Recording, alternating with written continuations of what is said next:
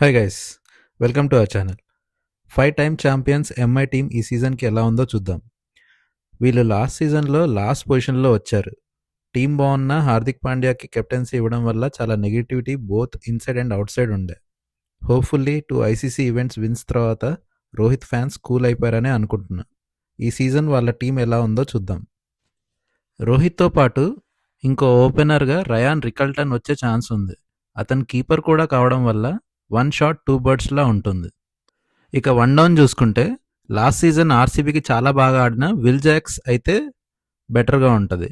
ఈ పొజిషన్లో కాకుండా ఏ పొజిషన్లో మనోడు సెట్ అవ్వడు. ఐదర్ ఇక్కడన్నా పెట్టాలి, లేకపోతే బెంచ్ మీదన్నా కూర్చోబెట్టాలి. కాకపోతే దీనివల్ల సూర్యకుమార్ యాదవ్ అండ్ తిలక్ వర్మ ఒక్కో పొజిషన్ కిందికి వెళ్లాల్సి ఉంటుంది. Suryakumar at 4 and Tilak Varma at 5 రావాల్సి వస్తుంది. ఇక హార్దిక్ విషయానికి వస్తే 6th పొజిషన్ పర్ఫెక్ట్గా సెట్ అవుతుంది. 7th పొజిషన్ చూసుకుంటే చాలా మనీ పెట్టి కొన్నారు కాబట్టి నమన్దీర్ని ఖచ్చితంగా అక్కడ పంపిస్తారు. బౌలింగ్లో కూడా నమన్ ఒక 2-3 ఓవర్స్ వేసే ఛాన్స్ ఉంది. సో టాప్ 7 చూసుకుంటే రయన్ రికల్టన్ తప్ప మిగతా అందరూ ప్రూవ్డ్ ఐపీఎల్ బ్యాట్స్మెన్. సో చెప్పాలంటే ఎస్ఆర్ఎస్ తర్వాత వీళ్ళ బ్యాటింగ్ లైనప్ బాగుంది.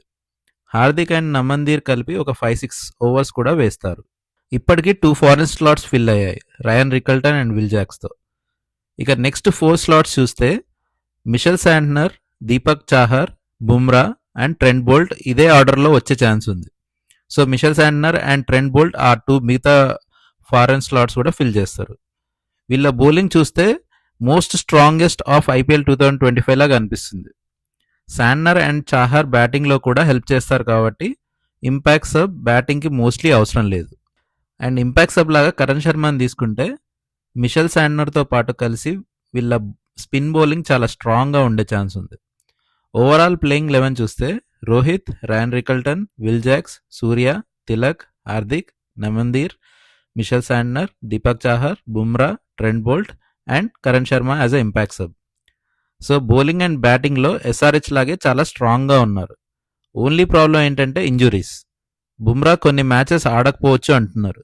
సో రిప్లేస్మెంట్స్ ఎంత స్ట్రాంగ్గా ఉంటాయో చూడాలి. So this is my best 12 for MI. మీరు వీళ్ళనే అనుకున్నారా? అనుకోకపోతే మీ టీంని కమెంట్ చేయండి. If you like this video please subscribe.